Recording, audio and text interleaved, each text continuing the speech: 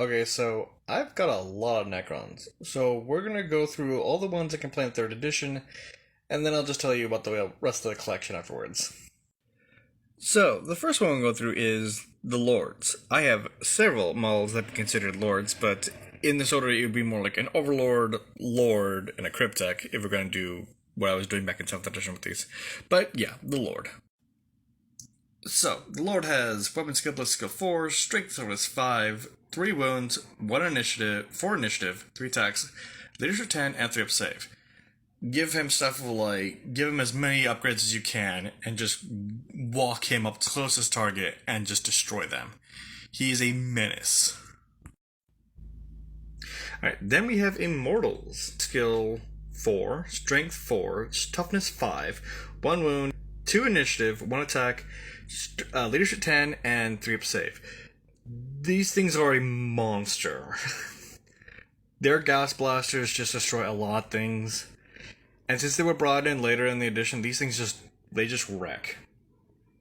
They also have the option to have a disruptor field at only 2 points per model, which makes them even more devastating. And they also have all the special rules from the Necrons.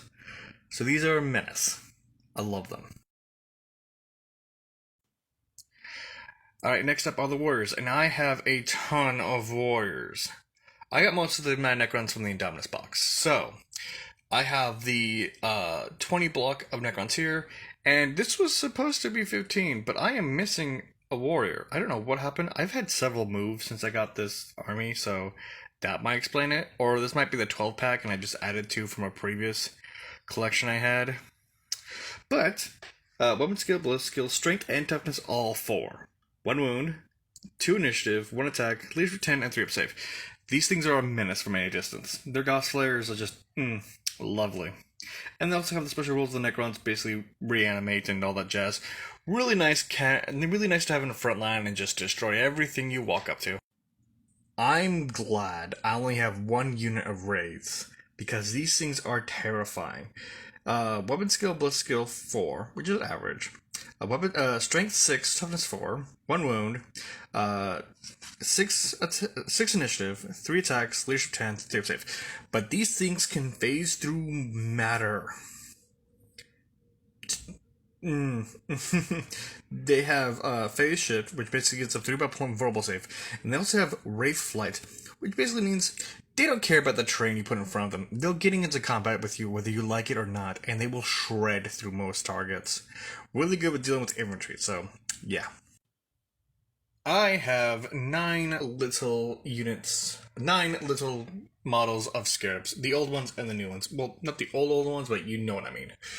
They have Weapon Skill 2, Bliss Skills 0.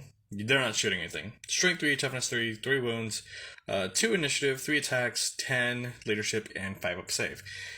You're not using these those are just a mess to your opponent. Get them into base combat with someone. They have Fearless, they can Deep Strike, they have that Swarming ability. Vulnerable to Blast, though, so anything that swarms is vulnerable to Blast. The Nurglings were vulnerable to that. Small targets, so hard to hit in combat, but get these things into combat with anything, and they're just gonna hold them for a good, 2 turns.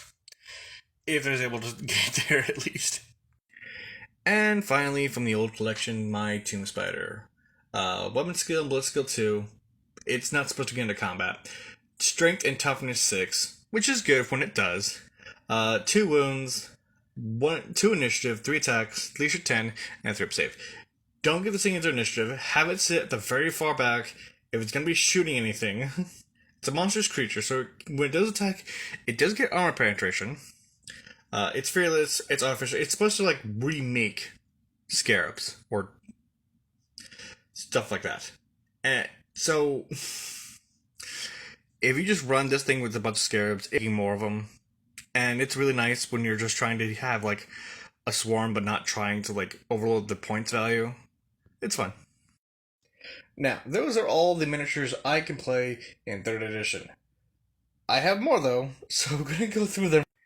First is the Annihilation Barge. This thing's fun. This thing's really fun.